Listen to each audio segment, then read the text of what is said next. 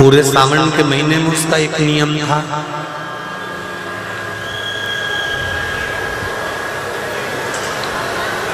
कि भगवान शंकर के मंदिर में जाना, एक हाथ में बेलपत्र और एक हाथ में जल लेकर जाना और शिव को समर्पित कर आना।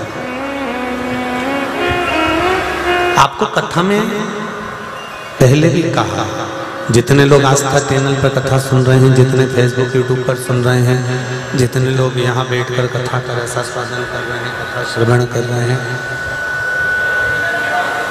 आपको पहले भी कहा कि सावन के महीने में, श्रावण के इस पूरे महीने में आप शंकर जी के मंदिर में जाएं, शिव जी के चौखट पर जाएं, शिव के द्वार पर जाएं, शंकर के मंदिर पर जाएं, शंकर के द्वार पर जाएं, शिव के द्वार जाएं, तो या तो दोनों हाथ में जल हो या एक हाथ में बेलपत्री हो, एक हाथ में जल भरा हो, एक हाथ में दूध हो, एक हाथ में जल हो, एक हाथ में पुष्प हो, एक हाथ में जल हो, मतलब दोनों, आवाज फैल रही,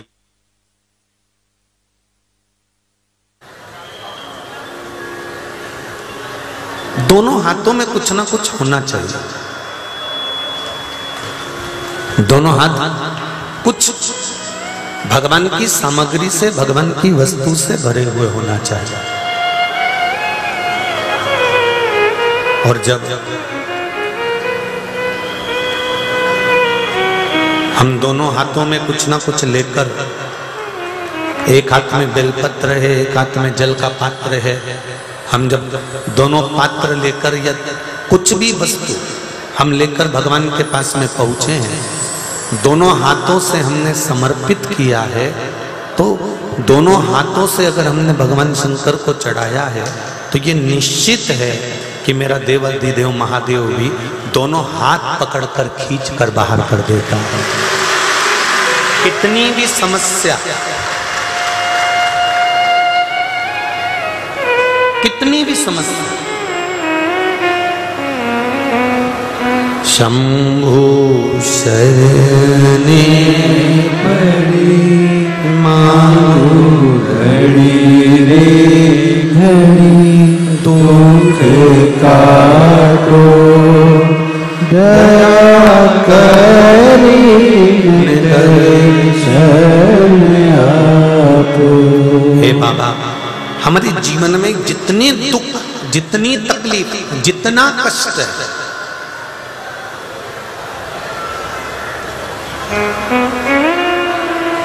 आप सावन महीने में जाकर अगर 2 लोटा जल चढ़ा रहे हो, सावन महीने में ले जाकर कावड़ चढ़ा रहे हो, श्रावण महीने में आप कावड़ का जल ले जाकर शिव जी को समर्पित कर रहे हो, तो उसका सुख मिलता जरूर है। और जीजियों, सावन की शिवरात्रि शिव महापुराण की कथा इस पावन पंडाल में हो रही है। ध्यान लगाकर बैठना, जितने कदम चलकर आप इस मेरे कुबेरेश्वर महादेव की पावन कथा को, मेरे देवाधिदेव महादेव की कथा को सुनने के लिए आए हो, तुम्हारी दुख की घड़ी में, तकलीफ की घड़ी में, तुम जितने कदम चलकर भगवान के चौखट तक पहुंचे हो, मेरा परमात्मा इससे हजारों कदम चलकर तेरे द्वार तक पहुंच जाए।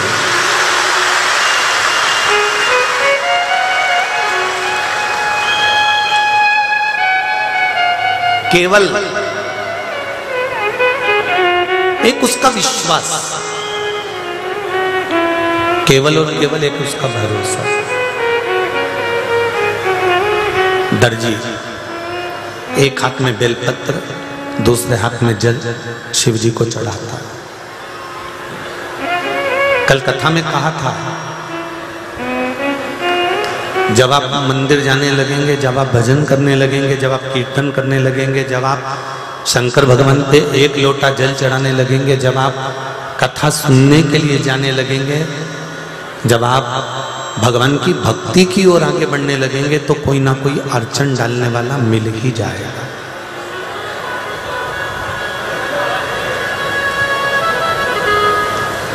गुलाब का फूल और गुलाब जामुन इन दोनों की राशि एक ही है। किसी से भी पूछ लेना, तुम घर जाके पंचांग में देख लेना, कैलेंडर में देख लेना, गुलाब के फूल की जो राशि है वही गुलाब जामुन की राशि है।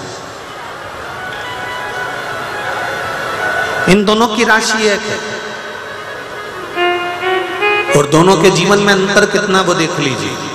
गुलाब का फूल कांटों में पैदा होता है, कांटों में बड़ा होता है, कांटों में रहता है, कांटों में उगता है, कांटों में ही बड़ा हो जाता है।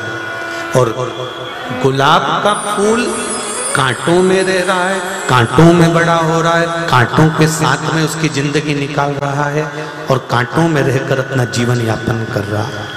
और गुलाब जामुन पहले ही मावे की बने, खोए की बने और मावे की बनकर काय में तलाती है, घी में। अब पहले ही तो सेठानी, ऊपर से और घी में तलाई तो और सेठानी हो गई। घी में तलाने के बाद वहां से निकली और चाशनी के कड़ाव में चली गई। कितनी किस्मत, कितनी जोरदार। पहले ही तो मावे की, पहले ही तो खोए की, मावे की खोए की गुलाब जामुन बनकर घी में गई। जो पहले से भरा भराया था उनको और भगवान ने भर दिया, ले और भर दिया। अब पहले खोए की बनी थी, मावे की बनी थी और मावे की बनकर खोए की बनकर बनने के बाद उसको फिर घी में तल दिया और घी में से निकाला, तलकर फिर काय में डाल दिया, जम के बोलो जरा, चाशनी में डाल दिया।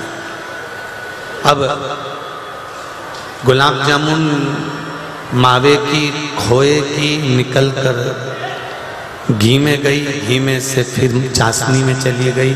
और गुलाब का फूल कांटों में पैदा हुआ, कांटों में बड़ा हुआ, कांटों में रहा, कांटों में से टूटा। अब दोनों को देख लीजिए, कांटों में रहने के बाद गुलाब का फूल टूटने के बाद में भगवान भोलेनाथ जी के चरणों में चला जाता है और गुलाब जामुन खाने के बाद भ्रष्टा में चली गई।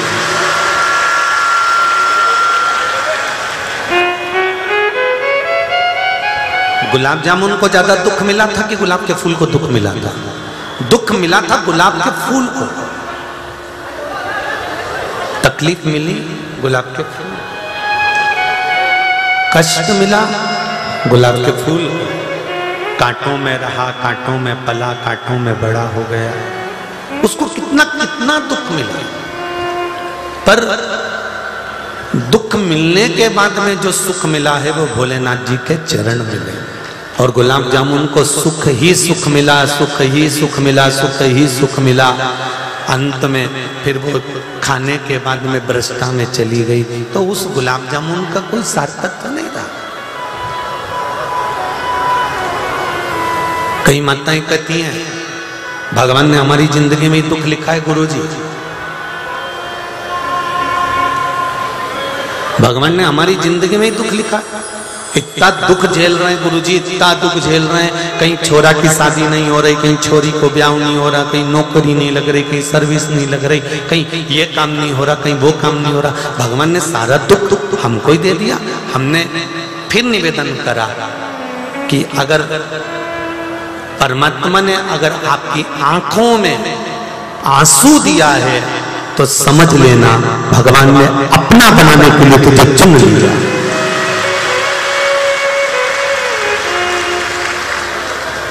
भगवान को अपना बनाना है तुझको।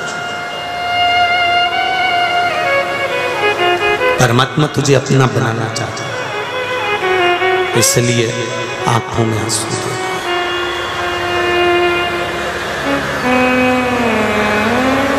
मेरे बाबा दया करना,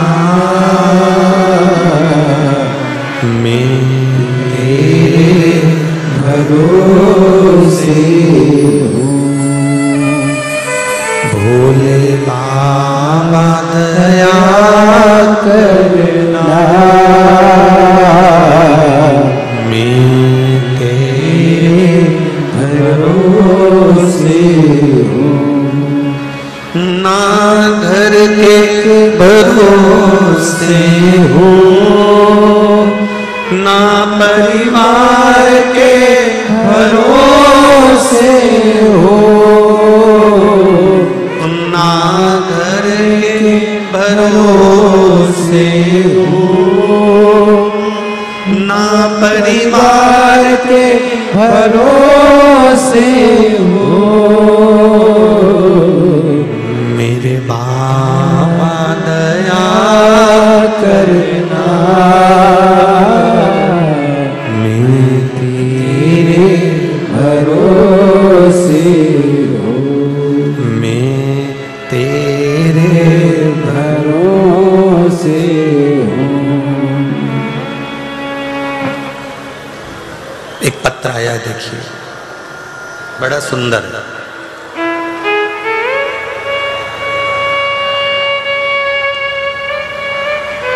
मैं उधर पीछे आवाज नहीं जा रही है क्या? रख लीजिए जरा। स्क्रीन बड़ी बंद, स्क्रीन बंद हो गई है। एलईडियां उधर पीछे की एलईडियां चालू करवा दीजिए। मैं बरखा पिंकी नामदेव राऊ इंदौर में रहती हूँ। कहीं बैठी हैं बरखा जी? कहीं बैठी हो तो हाथ हिलाइएगा। मैं बरखा पिंकी नामदेव राऊ इंदौर में रहती हूँ। मैं तो सिर्फ इतना कहना चाहती हूँ कि भोला बाबा सच में बहुत ही भोला है। गुरुजी मेरी हर मनोकामना बाबा पूरी कर रहे हैं। मैंने एक बार कथा में सुना था कि भोले बाबा से जो दिल से कह दो टीवी के सामने कथा सुनते हुए, बाबा वो पूरा कर देता है। मैंने एक बार मजाक मजाक में कह दिया, बाबा 4 मंजिल का मकान बन जाए तब जानू कि शिव पुराण है। और मैं बाबा को ये प्रणाम करने के लिए आई हूं। 1 साल पहले निवेदन करा था और बाबा ने 1 साल में 4 मंजिल का मकान बनाकर दे दिया। ये शिव है। केवल टीवी के माध्यम से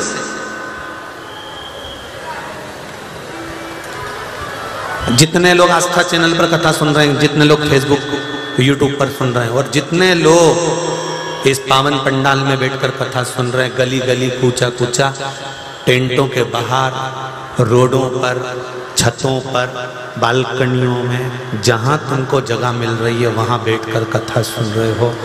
गाड़ियों पर जहां तुम्हारा मन पड़े वहां बैठे हो। विश्वास रख कर आए हो उस देवाधिदेव महादेव पर।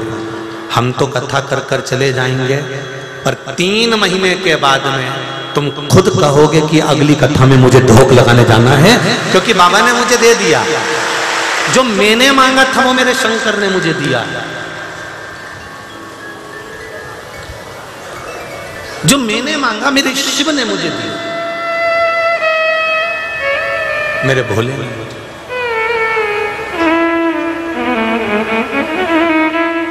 आप उसको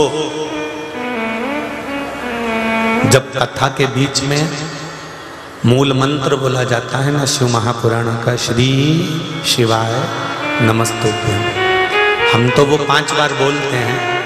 आप भी 5 बार बोलते हो हमारे साथ में।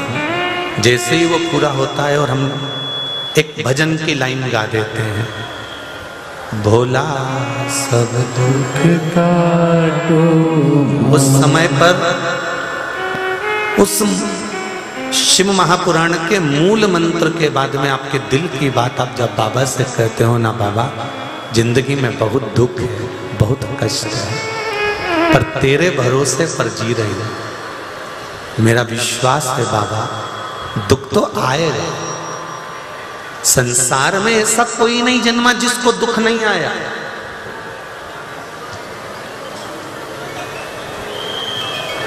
पर उस दुख को मिटाने के लिए शिवलिंग का निर्माण करना, पूजन करना, अर्चना करना।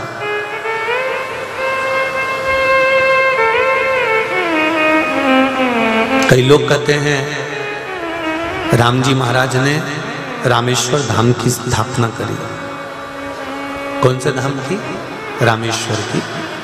पर शिव महापुराण की कथा कहती है मेरे राम जी ने केवल एक पार्थिव शिवलिंग का निर्माण नहीं करा था, मेरे राम जी ने केवल एक रामेश्वर धाम की स्थापना नहीं करी थी। अयोध्या से मेरे राम जी लंका तक गए थे।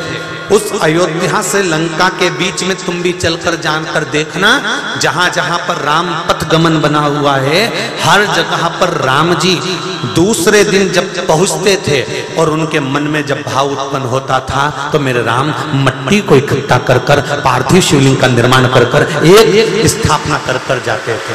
भारत की भूमि पर राम जी के हाथ के बने हुए केवल एक रामेश्वर बाबा ही नहीं है, मेरे राम जी के हाथ के बने हुए हजारों शिवलिंग है, हजारों।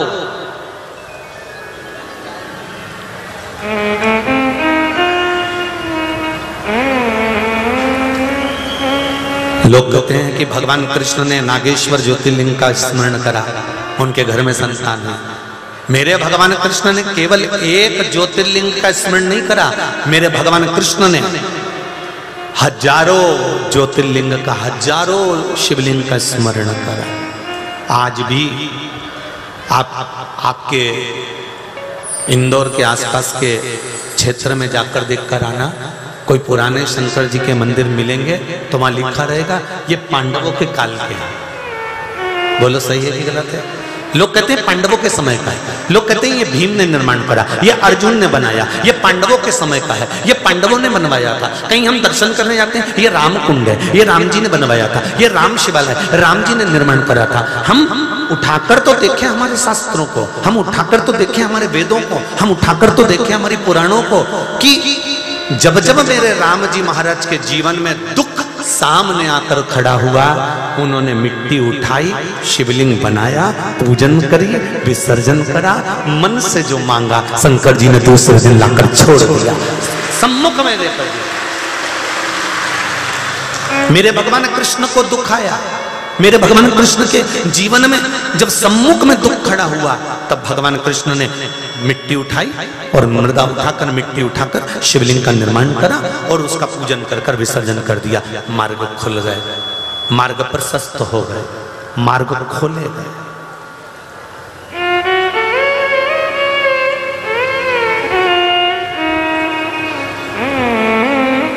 विरोध करने वाले विरोध करते रहेंगे कि लोटा भर के जल चढ़ाने से क्या बीमारी ठीक होती है, बेलपत्री खाने से क्या बीमारी ठीक होती है, रुद्राक्ष का जल पीने से क्या बीमारी ठीक होती है, शहद लगाकर बेलपत्री चढ़ाने से क्या अच्छे नंबर से पास हो जाते हैं, भगवान शंकर को मूंग चढ़ाने से क्या विवाह हो जाता है, अशोक सुंदरी का स्मरण करने से क्या कार्य सिद्ध हो जाता है।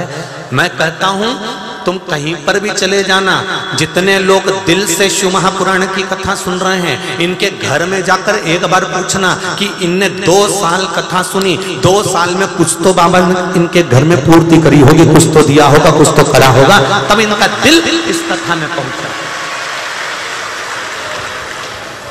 तब इनका मन इस कथा में पहुंचा। इंदौर नगर के निवासी हो और बहुत दूर दूर से भी लोग आए हैं, कोई गुजरात, कोई राजस्थान, कोई महाराष्ट्र, ना जाने कहां कहां से आए हैं। मेरे को मालूम पड़ा था किसी के माध्यम से कि जीतू जी पटवारी द्वारा आसपास के बहुत सारे गार्डन बुक करे गए और आप लोगों को पंडाल में नहीं सोने दिया, सबके लिए व्यवस्था गार्डनों में, अलग अलग भवनों में करी गई और सबकी भोजन व्यवस्था भी।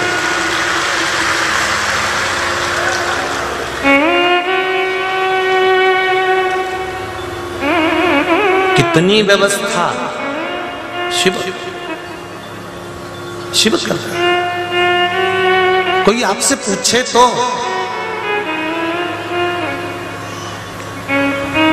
और मेरी जीजियां तो इतनी चतुर हो गई आज के जमाने में, और पढ़ा लिखा व्यक्ति जिसकी बुद्धि और विवेक भगवान ने दिया, जरा सा भी कोई व्यक्ति अगर बेकार लाइन लिखता है, कमेंट्स करता है, फेसबुक या यूट्यूब पे डालता है, पढ़ा लिखा आदमी जिसने शिव पुराण को जिंदगी में एक बार सुना है, वो तुरंत उसी समय पर उसको कमेंट्स करके लिख ही देता है कि ये बता दे कि तेरे पिता की तू ओरिजिनल औलाद है, पूछ लेता है।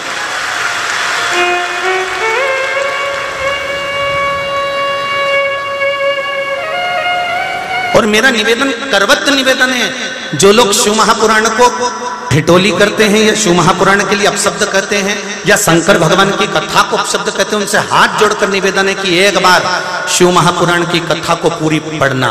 शिव महापुराण गीता प्रेस गोरखपुर की लेकर आओ, उसका एक एक संवाद पढ़ो, शिवरात्रि पूजन का पढ़ो, विशुभ योग का पढ़ो, मूंग का पढ़ो, अरहर के दाल क्यों चढ़ाई जाती है, अरहर की दाल की पत्ती क्यों चढ़ाई जाती है, काली तिल क्यों चढ़ाई जाती है, उसका एक एक वृत्तांत अपने जीवन में उतारो, एक एक चीज।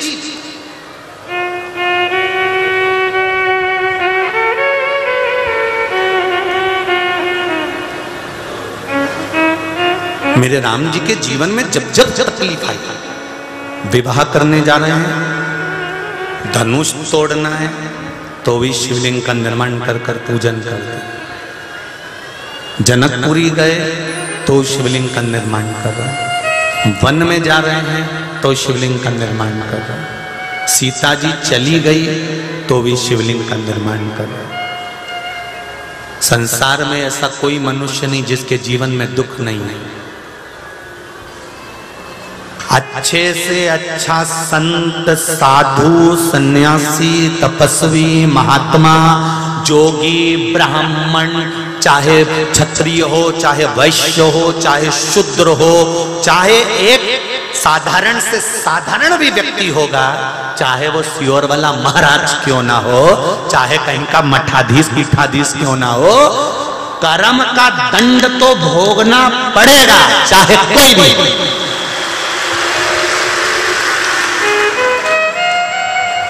सियोर वाला महाराज कोई अलग से टपका थोड़ी ना है कि भोगेगा नहीं। या तुम और हम या कोई संत, महात्मा, साधु, सन्यासी, तपस्वी, साधक, उपासक जैसा कर्म करोगे वैसा भोगना तो पड़ेगा।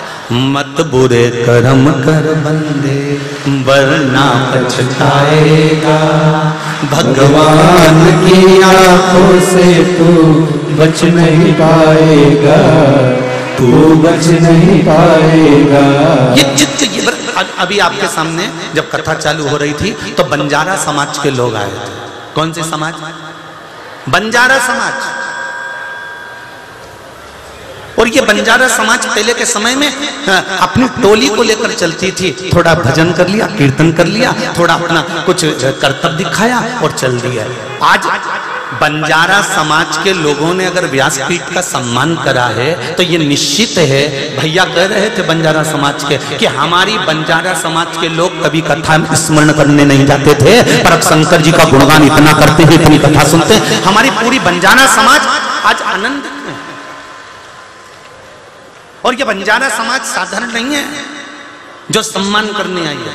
मैं पूरे विश्व की बंजारा समाज को कहता हूं, तुम्हारा नाम है बंजारा, मतलब भगवान के चरणों में बन जा, और ज्यादा नहीं तो थोड़ा जरा, थोड़ा सही, जरा सही भगवान के चरणों में जाकर बैठ जा। भाऊ भगवान की अविरल भक्ति की ओर बढ़ा है हमारा रास्ता, अविरल, और वो भक्ति कोई साधारण नहीं हो सकती। रघु दर्जी एक हाथ में बेलपत्र, एक हाथ में जल ले जाकर शंकर भगवान को चढ़ा रहा है। पास में आकर एक व्यक्ति रहने लगा, उसको मालूम पड़ा कि ये रघु दर्जी शंकर जी की पूजन करता है, सावन महीने में शिव जी को कावड़ चढ़ाने जाता है, जल चढ़ाने जाता है। ये रघु दर्जी जल चढ़ा रहा है। जो जलने वाले होते हैं ना, जिनके अंदर ईर्ष्या का भाव होता है, वो आपकी पूजा से, आपकी सेवा से, आपकी चाकरी से, आपके स्मरण से संतुष्ट नहीं हो सकते। ये संतुष्ट नहीं हो सकते।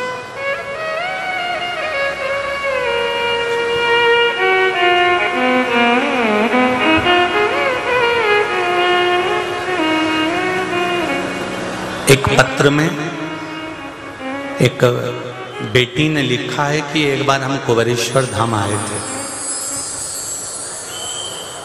और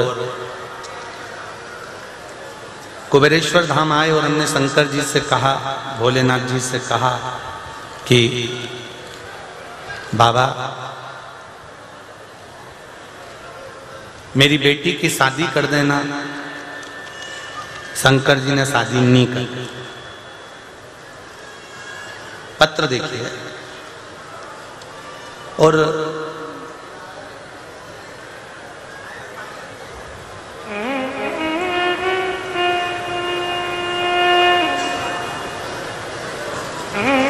शिव जी ने शादी नहीं करी।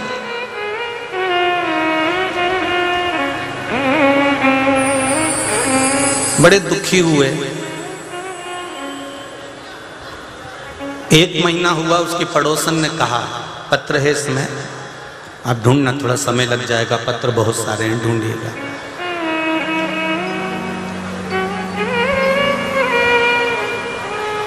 पड़ोसन ने कहा तुम सीहोर गई थी, एक महीना हो गया कुबेरेश्वर धाम गए हुए, तुम्हारी लड़की की शादी तो हुई नहीं। उसने कहा, इसका मन उतर गया, मुंह उतर गया। शंकर जी के मंदिर में रोज जल चढ़ाने जाती थी। स्कीम नंबर 71 की ये कोई पत्र है। उसने शिव जी से विनती करी कि लोग कह रहे हैं कि एक महीना हो गया अभी तक तेरी लड़की की शादी नहीं हुई। शंकर भगवान ने कृपा करी, बेटी की शादी भले पक्की नहीं हुई पर बेटी का जॉब मुंबई के एक कंपनी में लग गया जिसमें 7.5 लाख रुपए का पैकेज। इस पत्र में लिखा, बेटी जिसने लिखा है वो अगर बैठी हो तो खड़ी हो जाना और हाथी लगाना। 7.5 लाख रुपए का पैकेज का उसको नौकरी मिल गई। नौकरी मिलने के बाद बेटी ने अपनी माँ से कहा चलो कुबेरेश्वर बाबा को अपन धोख लगाया है, प्रणाम करिया है। बेटी और माँ दोनों कुबेरेश्वर बाबा को प्रणाम करने गई और बाबा से कहा बाबा शादी तो नहीं हुई पर नौकरी अच्छी हो। ये के आई। 1.5 महीने बाद बेटी की शादी पक्की हो गई। जो लड़का मिला उसका 12 लाख रुपए पैकेज का छोड़ा।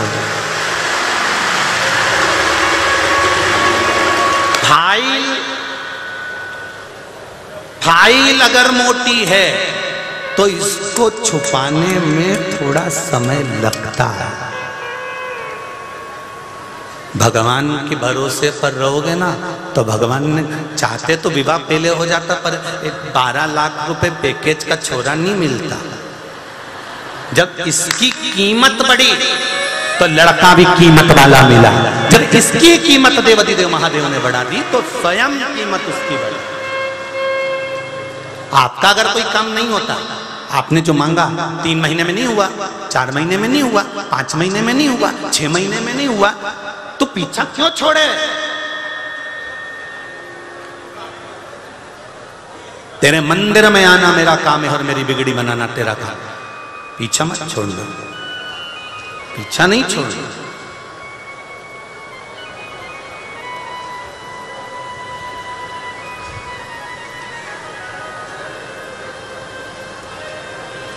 जाते रहो उसके दरवाजे। लोटा उठाया, जल चढ़ाने। 3 महीना नहीं देखना हमको, 4 महीना नहीं देखना हमको, 6 महीना नहीं देखना। हमें तो बस केवल उसके मंदिर पे जाना है, उसको सामने हाजिरी बजा कर आना है, उसको अपना चेहरा दिखा कर आना है। बहुत ही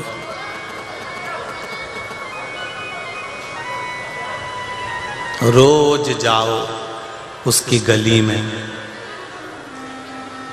कभी तो निगाह उठाकर देखेगा। जाओ उसके पास। रघु दर्जी के पास में एक व्यक्ति आकर रहने लगा और उसने सोचा कि ये काम करता हूँ। ये जो सिलाई करता है ना, इसके पास में जो मशीन है, इसके पास में जो सुई है, इसके पास में जो धागा है, इसके पास में जो कैंची है, इसका सारा सामान उठा के मैं फेंक देता हूँ। देखूं इसका देवाधिदेव महादेव कहां से लाकर देता है। परीक्षा लेने वाले परीक्षा लेंगे, बार बार लेंगे।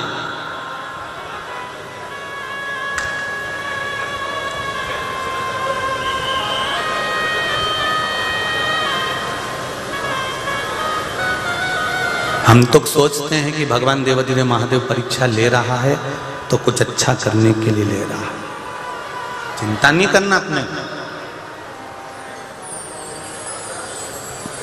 परीक्षा ली, दर्जी गया था मंदिर शंकर भगवान की आराधना करने, ये प्रवेश कर गया इसके घर में। घर में से इसका जो थोड़ा बोला सामान था सब ले जाके इसने कहीं पटक दिया।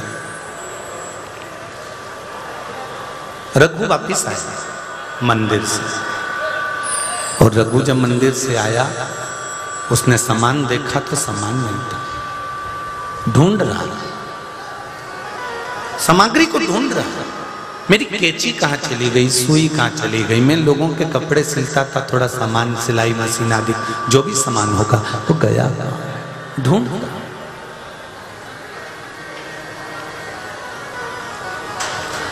खूब ढूंढा, नहीं मिला। दूसरा दिन हो गया, एक बेलपत्र एक हाथ में जल लेकर शंकर जी के पास चला गया। आज थोड़ा सा चेहरा उतरा हुआ था। मेरी माताओं,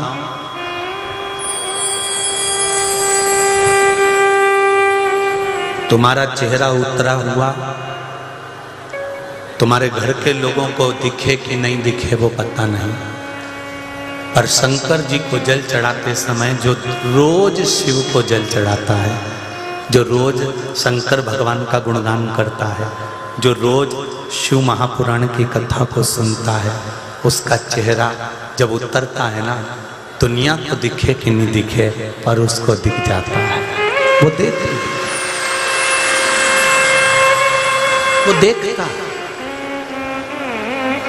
रघु दर्जी हाथ में बेलपत्र और एक हाथ में जल है, शिव जी को चढ़ा रहा है, चेहरा उतरा हुआ है। शंकर भगवान अभी प्रकट नहीं हुए पर उनको दिख गया।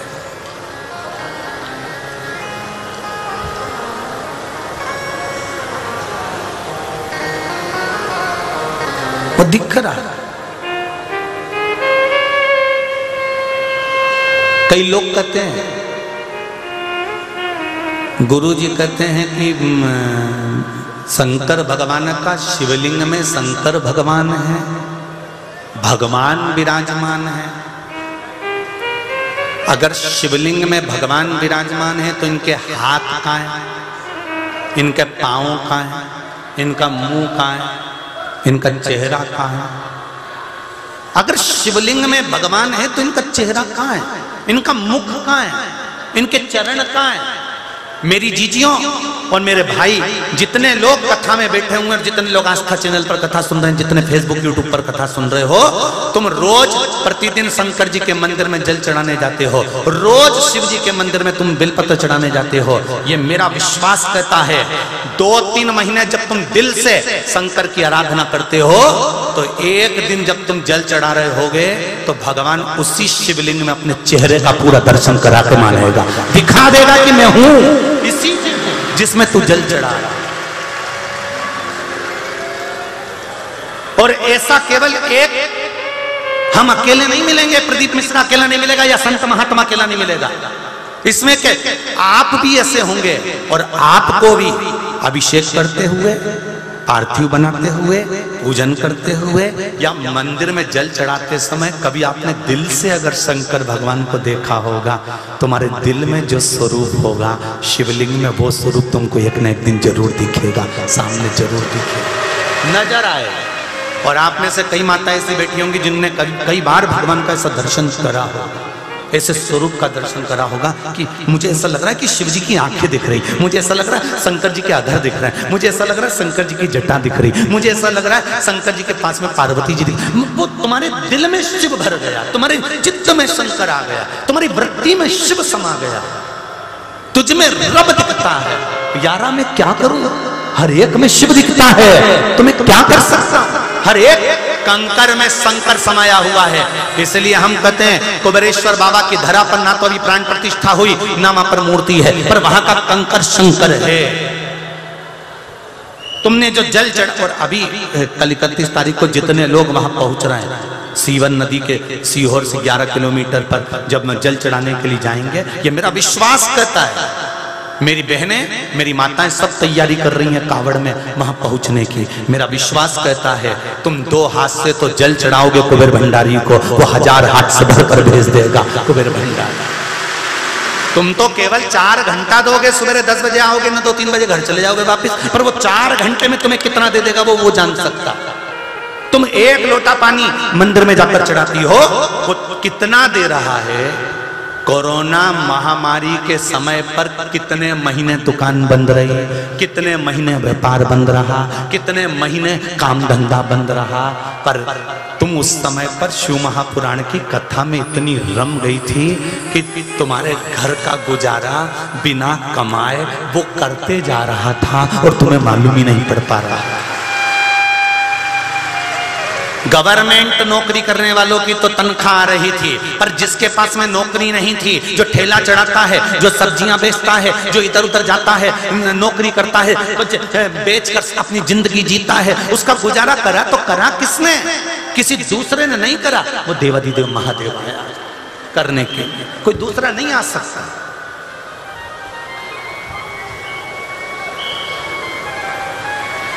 और मेरे देवाधिदेव महादेव ने तुमको सिखाया कि रोटी कमाते कैसे हैं, जीवन जीते कैसे हैं और जीवन में आगे बढ़ते कैसे।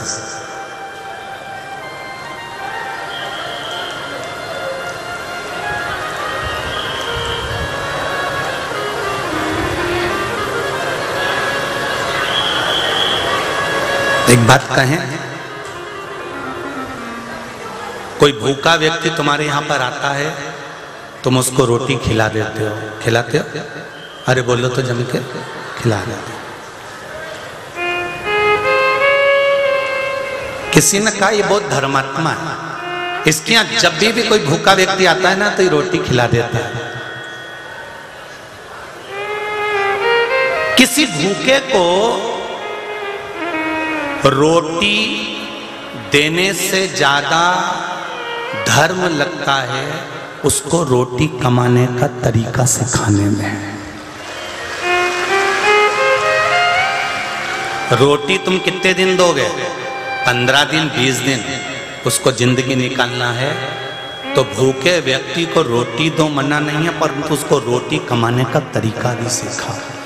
शिव महापुराण में शंकर भगवान की कथा ने एक बात हमेशा कही है और आज फिर कहते हैं, छोटे से छोटा काम करना, भले झाड़ू लगा लेना, पोछा लगा, इसलिए तुमसे कहते हैं कि शंकर के मंदिर में जाओ झाड़ू लगा, शंकर के मंदिर में जाओ पोछा लगा, शंकर के मंदिर में जाओ निर्माल्य उठा। क्यों? जब हम भगवान के मंदिर में अपना अहंकार छोड़कर भगवान के मंदिर में चाकरी करना प्रारंभ कर देते हैं, तो छोटे से छोटा काम भी अगर हमने करना चालू कर दिया तो एक दिन महादेव हाथ पकड़कर बड़ा काम तक पहुंचा देगा। करो तो, कर्म प्रधान है वो तुम्हें करना पड़ेगा। अच्छा कर्म करो पर बेकार नहीं। वो दर्जी रघु शिव जी के मंदिर में जाकर पूजन अर्चना करता है, चेहरा उतरा हुआ था। जो पास में आकर रह रहा था, जिसने इसका सामान चुराया था, ले जाकर छुपा दिया था, वो खुश हो रहा था। ये चेहरा उतरा हुआ शिव जी के मंदिर में बेलपत्र और जल चढ़ा रहा।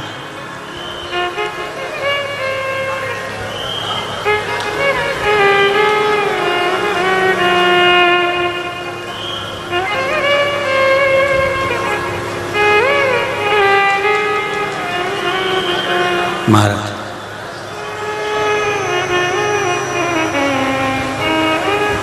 फिर गया घर। दूसरा दिन फिर सामान ढूंढा, नहीं मिला।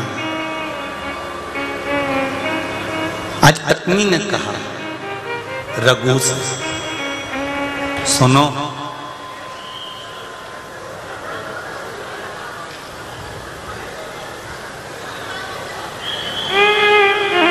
मैं जो महिलाओं के कपड़े सिलती हूं ना, दर्जी की पत्नी चोली बना देती है, लहंगा सिल देती है, कुछ साड़ी होंगी उसमें कुछ तुरपाई कर देती थी। सुनो, आज मेरा भी मन कर रहा है कि मैं भी आपके साथ में शंकर जी के मंदिर चलूं। पति खुश हो गया, अच्छा पत्नी को ले गया, इनने कुंडी लगाई, दरवाजा लगाया। पड़ोसी को मालूम पड़ा कि पत्नी भी सिलाई करती है, अगर पति नहीं कमा रहा है तो पत्नी कमाकर घर में गुजारा कर रही है। जैसे ही पत्नी भी गई शिव मंदिर, इतनी देर में तो पड़ोसी अंदर प्रवेश कर गया और अंदर जाकर उसने पत्नी का जो डब्बा था छोटा सा, जिसमें सुई रखती थी, सामान रखती थी, गिट्टी रखती थी, धागा रखती थी, वो थोड़ा सा सामान वो भी ले जाकर छुपा दिया। बहुत अब पत्नी वापिस आई, सामान देखा नहीं था। पति से कहा मैं सामान रख कर गई थी। पति बोला मेरा भी सामान रखा था, वो भी ना जाने कहाँ चले गया। पत्नी कहती है बताओ, एक तो देवाधिदेव महादेव के दर्शन करने गए, शंकर जी के मंदिर गए, शंकर जी का दर्शन करने गए, ऊपर से हमारा ये सामान अलग चले गया। ये केवल दर्जी की पत्नी नहीं कह रही है, ये केवल रघु की पत्नी नहीं कह रही है। कई बार हमारे साथ भी ये शब्द आ जाता है। हम तो अच्छा काम करने गए थे, भगवान हमारे को उल्टा काम हो गया। बताओ, मैं तो कथा सुनने गई थी, हमारी चैन चली गई। भगवान, मैं तो कथा में गई थी, मैं तो मेरी चप्पल चली गई। बताओ, हम तो अच्छे काम के लिए आए थे, हमारे साथ ऐसा हो गया। हम ये करने आए थे और हमारे साथ में ये हो गया। हम तो अच्छे काम के लिए आए थे और हमको ठोकर लगकर गिर गए। हम तो ऐसा काम हो गया। ये केवल रघु दर्जी की धर्म पत्नी नहीं कर रही है, ये हमारी भी सोच है कि जब हम मंदिर जाते हैं, जब हम भगवान के भरोसे पर जाते हैं, जब भगवान के सहारे पर जाते हैं, तो फिर आखिर ये हुआ तो हुआ क्यों, ऐसा क्यों हुआ? पत्नी आंखों में आंसू भरकर रो रही है, पत्नी की आंख में जल भरा हुआ, पत्नी की आंख में जल भराए और रो रही है, बिलाप कर रही है। पति ने समझाया जाने दे, अगर कोई वस्तु चली गई है दूसरी आएगी, क्यों चिंता करते हो। फिर निवेदन करूंगा, चोरी करने वाला व्यक्ति कितनी भी चेन चुरा लिया, कितने मंगलसूत्र चुरा लिए, 50-50, 80-80 हजार की चेन चुरा चुरा के उसने ढेर लगा लिया। फिर भी आज तक भी वो सेठ नहीं बन पाया, चोटा की चोटा ही है। और जिनकी चली गई वो 2-4 महीना रोई कोसा, रोई कोसा, पर बाद में 6 महीना, 8 महीना, 9 महीना, 10 महीने बाद तो उसने मेहनत करी और मेहनत कर कर बूंद बूंद बूंद बूंद बचा के फिर ले आई, फिर पहने, फिर सेठानी बन गई। चोटा चोटा की चोटा ही रिया, इसलिए सुन लो री चोटी हो चोटो।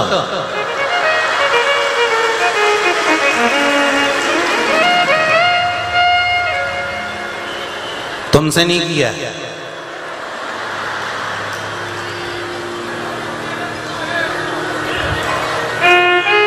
यशोदा मैया पूतना को नहीं पहचान पाई थी कि ये भगवान कृष्ण को मार देगी। पहचानी थी, कितना सुंदर रूप रख के आई थी पूतना। देवलोक की अप्सराएं फीकी पड़ गई थी इसके सामने, जब झामर झुमका लटका के गई थी। यशोदा जी देखते सी बोली कितनी सुंदर है, और उसने कहा लाला को दे दो। यशोदा जी बोली ले बेन। भगवान कृष्ण समझे कि मेरी मैया की बेन तो मेरी मौसी, उनको क्या मालूम कि गले की फांसी, ऐसी मासी, क्या मतलब, वो तो समझे मासी, उनको क्या मालूम था कि फांसी। जब यशोदा मैया पूतना को नहीं पहचान पाई थी तो चोटी उनके तुम पहचानोगा? अरे बोलो तो जम क्या, कहां, कैसे, कब? तुम तो बेटी कथा सुने हैं इतनी देर में।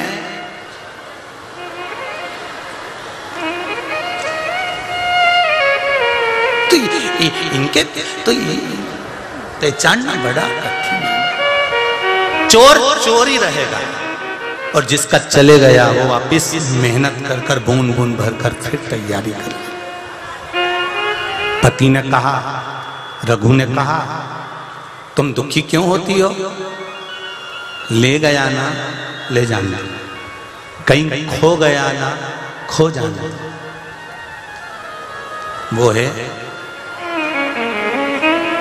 एक है ना वो। पत्नी बोली, रघु की धर्म पत्नी बोली,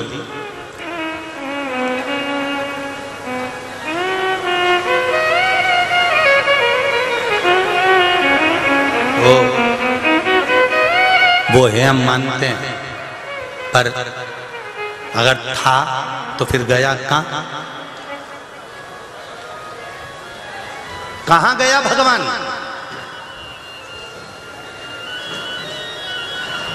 फिर उसने बचाया क्यों नहीं?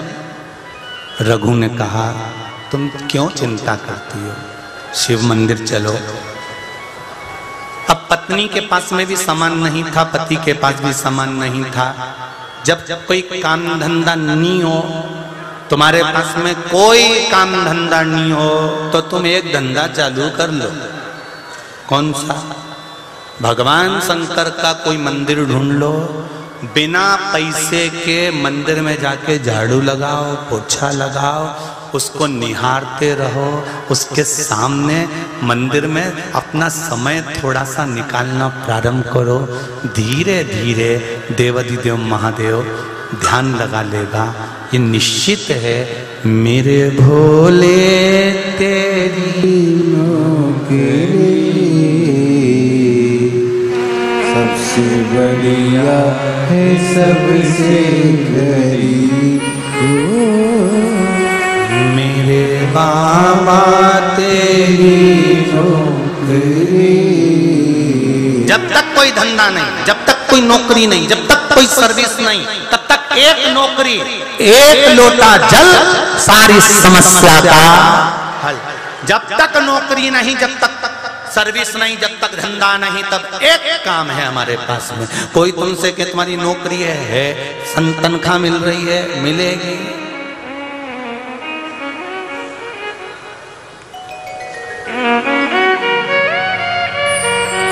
मेरी तनख्वाह भी कुछ कम नहीं,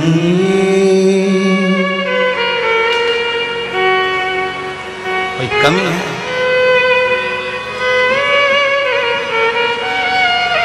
मेरी तनख्वाह भी कुछ कम नहीं, कुछ मिले ना मिले गम नहीं। मेरी तनख्वाह भी कुछ कम नहीं, कुछ मिले ना भी कुछ कम नहीं। मिल गई मुझको चौखट सबसे बढ़िया है, सबसे खरी। ध्यान देना, कोई पूछे कहीं काम धंधा है कहाँ? मंदिर में, शिव के द्वार, शंकर की कथा, भगवान का भजन, आस्था चैनल पर कथा आती है, कथा सुन लेते हैं, स्मरण कर लेते हैं। क्या मिलेगा? क्या मिलेगा? हाथ पैर नहीं हिलाओगे तो क्या भगवान खाने को देगा? कि सियोर वाला महाराज आएगा? वो तो के चले जाए व्यासपीठ पे कि तुम तो मंदिर जाओ, मंदिर जाओ, मंदिर जाओ, मंदिर जाओ।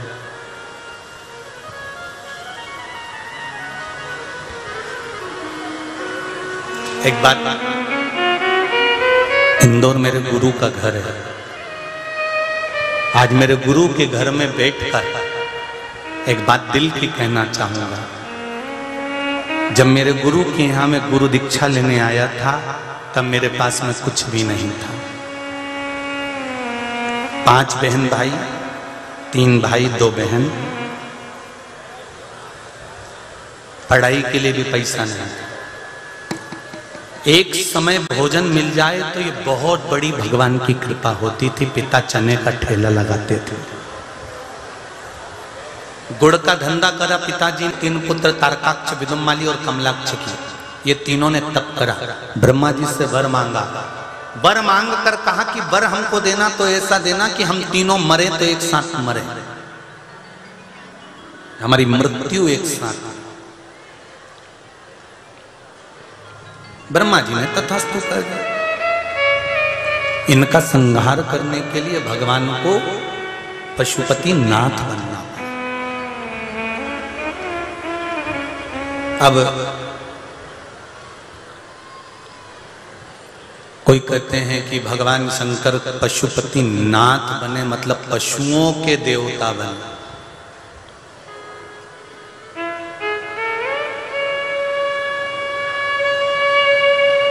पशुपति नाथ के व्रत का विधान गीता प्रेस गोरखपुर की शिव महापुराण की कथा में लिखा है। अगर आपके पास में गीता प्रेस गोरखपुर की कथा हो, शिव पुराण हो, तो उसको पढ़ना।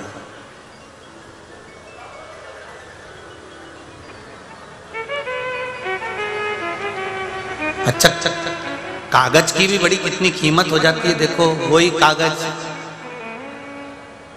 अखबार में छपता है, उस पे खबर छपती है, लोग रात को पढ़ते हैं, सुबह पढ़ते हैं, एक दो दिन पढ़ते हैं, पटक देते हैं, फिर वही अखबार कट के पोया जलेबी के काम आ जाता है, आलू बड़े के काम आ जाता है। कागज और मशीन वही है। वही कागज पर संसार की बातें लिखाई तो पोहा जलेबी रखाई, और वही कागज गीता प्रेस गोरखपुर में पहुंच गया, उस पर रामायण भागवत लिखा गई तो जगत में पूजा गया। कागज वही है, मशीन भी वही है, बस अंतर इतना है संसार की चीजें लिखाई तो पोहा जलेबी रखाई, और भगवान की बात लिखाई तो घर घर में कंकु चावल से पूजाई। ये कागज की तरह हम हैं। हम भी अगर चौराहे पर ज्यादा बैठे रहेंगे तो संसार के लोगों के द्वारा लिखे जाएंगे, और कथा में जाकर बैठेंगे तो संसार में पूजाएंगे। ये हमारे जैसा ही जीवन।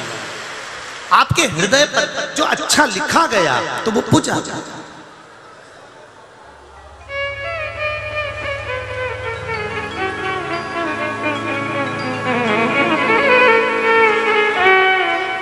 जो अच्छा लिखाया है वो दिखता है, श्रेष्ठता में आता है।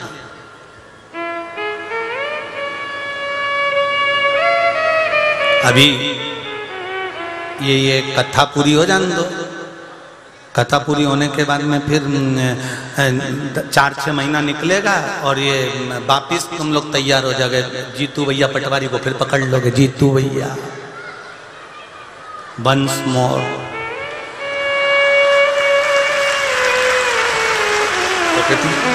छोड़ो तो कहने सो तो कथा तो कथा है, उसका आनंद तत्व जो ले लेता है बस वही आनंद में है। बाकी का जो सोचे कि बस फालतू है तो वो तो फिर वो फालतू ही समझे तो फालतू। फिर अपन तो बस क्या किसको रोई है, चादर तान के सोई है।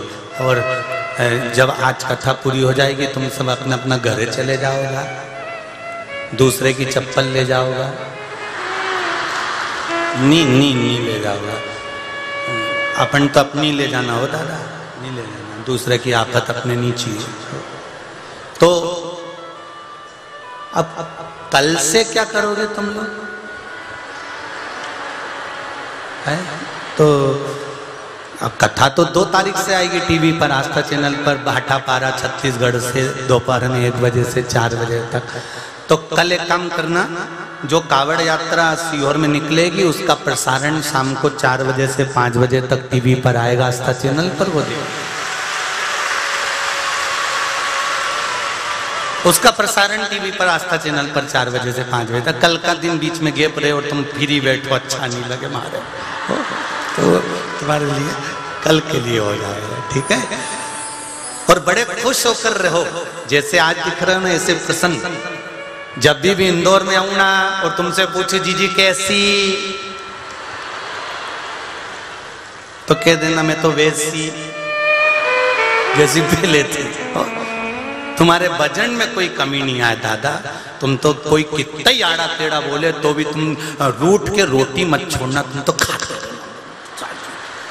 और जो जितना ज्यादा झगड़ा करे नहीं तुम उतनी गुलाब जामुन ज्यादा नीचे, तो तुम तो बढ़िया चकाचक अपनी मस्ती में जिंदगी को आनंद लो। जीवन का कोई भरोसा नहीं, कब प्राण छूटी जाए दादा, जीवन का क्या भरोसा। लोग बाथरूम नहाने जाए, पाँव फिसली जाए, निपट जाए, इनका कहीं, तो अपन तो जीवन का कोई भरोसा नहीं है। खूब जोरदार जोरदार जितनी घर में साड़ी रखी सब जोरदार निकाल के पटली डाल डाल के अपन तो पहन लो, खोज खोज के अपने कहीं नहीं। और दूसरे के कहने पे चलेंगे कि वो तो ऐसा बोलेगा, वो वैसी बोलेगी, अपने नहीं है, अपने बोले तो बोले जान। अभी त्योहार उन चालू हो गए सावन के, रक्षाबंधन आ रही है, भाई बहन कहीं का झगड़ा करा हो और कितनी भी लड़ाई हो गई हो, कितना ही झगड़ा हो जाए प्रॉपर्टी के चक्कर में, चाहे जमीन के चक्कर में, चाहे जायदाद के चक्कर में, क्योंकि जमीन जायदाद तो यहीं रह जाएगी। जीजी जब ऊपर मिलेगी और मुंडा खुला के बैठी रहेगी तो यमराज भी कह देगा पहले इससे मिलो, इसके बाद अंदर आओ, चलो।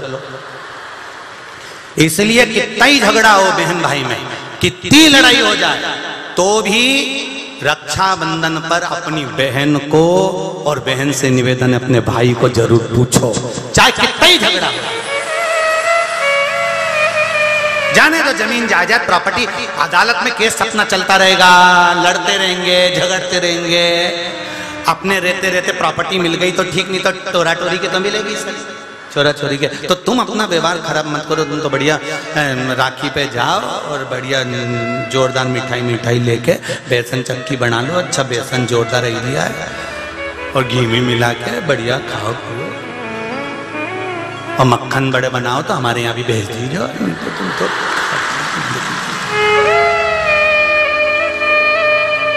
पर अलमस्त होकर जियो जीवन, शिव जैसी मस्ती रखो, शंकर जैसी मस्ती। कंठ में विष भरा है, सिर पे गंगा, मुख पे मुस्कान, ऐसी जिंदगी होना चाहिए। कितना ही विष जीवन में भरा हो, चेहरे पर स्माइल रखिएगा, आनंद रखिएगा, वो जीवन का सुख है। आगे वर्णन आता है, भगवान तीनों को मारने के लिए स्वरूप धारण कर कर भगवान पशुपति नाथ बनते हैं महाराज। पशुपति व्रत का वर्णन शिव महापुराण के अंतर्गत बड़े भाव से वर्णित किया गया है महाराज। अगला वर्णन आया, भगवान देवाधिदेव महादेव का सुंदर स्वरूप वर्णन करते हुए तुमरुका जी चंचुला देवी को 12 ज्योतिर्लिंग का स्मरण कराते हैं। पहला सोमनाथ जी का वर्णन कराया। चंद्रदेव को काया का रोग हो गया, काया टपकने लगी, गिरने लगी, चंद्रदेव की आंख में आंसू भर गया। देव ऋषि नारद के पास जाकर विनय करी, निवेदन करा।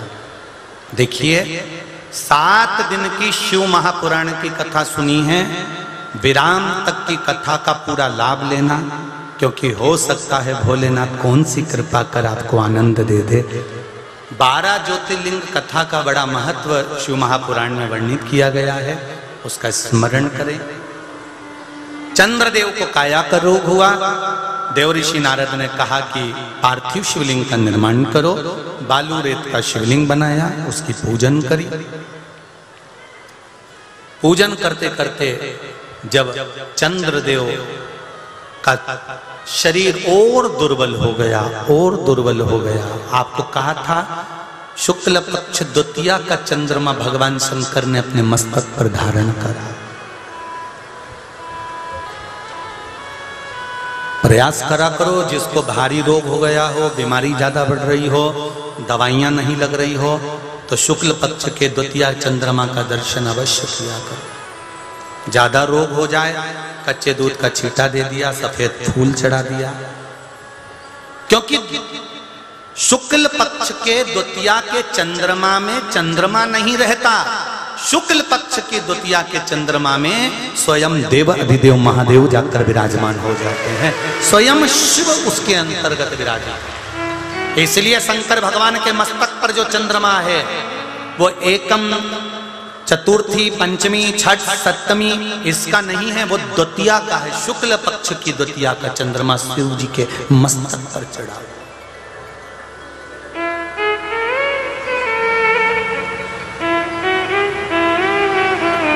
महाराज बाबा की कृपा, शंकर भगवान ने चंद्रदेव की काया के रोग को समाप्त करा, चंद्र को विराजमान करा, सोमेश्वर महादेव के रूप में विराजित हुए। अगला वर्णन आया है श्री मल्लिकार्जुन का। भगवान सदानंद कार्तिक रुष्ट होकर चले जाते हैं तो उनको मनाने के लिए बाबा देवाधिदेव महादेव माता पार्वती को लेकर पहुंचते हैं। सदानंद कार्तिकेय को मनाया, मल्लिकार्जुन के रूप में भगवान शिव विराजमान। अगला वर्णन आया है श्री ओमकारेश्वर। बिंद नामक पर्वत ने तप कर कर भगवान शंकर को यहाँ विराजमान करा। नर्मदा मैया ओम के रूप में बही है, इसलिए इसका नाम ओमकारेश्वर पड़ा। अगला वर्णन फिर महाकाल बाबा का आया। दूषण नामक का राक्षस जो ब्राह्मण के बच्चों को निचोड़कर उसका रक्त पीता था, सभी ब्राह्मणों ने जाकर भगवान शिव से निवेदन करा। बाबा देवाधिदेव महादेव ने कहा मैं इसको मार तो सकता हूं, मना नहीं है, पर ये रूप रख लेगा फिर अवतरित हो जाएगा। अगर आप मेरी बहन छिप्रिया से कहें कि वो जल का रूप रख कर आए और जल के वेग में आकर दूषण नाम का राक्षस का जब रक्त नीचे गिरे तो उसको धो दे, तो इसका रूप नहीं रखाएगा। छिप्रिया से जाकर कहा, शंकर भगवान की बहन छिप्रिया, जिसको लोगों ने आजकल छिपरा कहना प्रारंभ कर दिया, छिप्रिया से कहा। छिप्रिया ने कहा चिंता मत करो देवताओं, जाओ शंकर भगवान से कहो कि तुम दूषण नाम के राक्षस का संहार करो, मैं आकर जल का वेग बनाकर धो दूंगी। और छिप्रिया आई, पर आने में देरी हो गई जब तक दूषण नाम के राक्षस ने 84 रूप रख लिए। शंकर भगवान ने देखा इसने तो रूप रख लिए, कैसे मरेगा ये, प्राण कैसे छूटेंगे। छिप्रिया ने अपने भाई भोलेनाथ के 84 टुकड़े कर दिए। 84 टुकड़े कर 84 रूप में शंकर भगवान को बांट दिया। शंकर भगवान 84 रूप रखकर दूषण नाम के राक्षस का संहार करे तो भगवान कालों के काल महाकाल बनकर विराजमान हो गए। शिव जी का नाम महाकालेश्वर हो गया। 84 रूप में भगवान शंकर विराजे थे, इसलिए उज्जैनी नगरी में 84 महादेव विराजमान हो गए। अगला वर्णन आया है केदारनाथ। नर नारायण ने तप कर कर भगवान को प्राप्त किया। फिर अगला वर्णन आया है सुंदर भीमा शंकर। कुंभकर्ण की धर्मपत्नी करकटी, करकटी का पुत्र है भीम। जिस भीम ने अपनी माता से पूछा, मां मेरे ताऊ को, मेरे पिता को किसने मारा? कहा भगवान ने मारा। देवताओं से देश रखकर सारे यज्ञ अनुष्ठान दान पुण्य भजन सब बंद करवा दिए, जितने मंदिर थे सब तोड़वा दिए। देवताओं ने शिव जी को पुकारा, तब शंकर भगवान ने आकर भीम का संहार करा। शिव जी का नाम भीमा शंकर पड़ गया। अगला वर्णन आता है काशी विश्वनाथ। मनु और शत्रुपा ने तप कर कर भगवान शंकर को यहाँ विराजमान करा था। अनसुईया मैया के तप बल से काशी में गंगा विराजमान हुई थी। मनु और शत्रुपा का तप बल इतना प्रबल था कि शिव काशी में आकर विराजमान हुआ। अभी मुक्त नगरी है काशी, मोक्ष नगरी है काशी।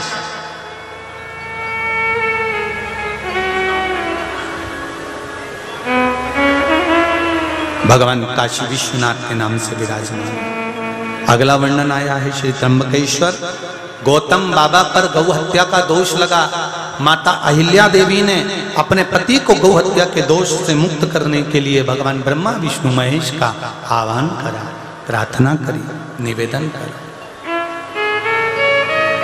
गौ हत्या से बाबा गौतम मुनि मुक्त हुए तो भगवान त्र्यंबकेश्वर के रूप में विराजमान होते हैं। अगला वर्णन आता है वैद्यनाथ। राम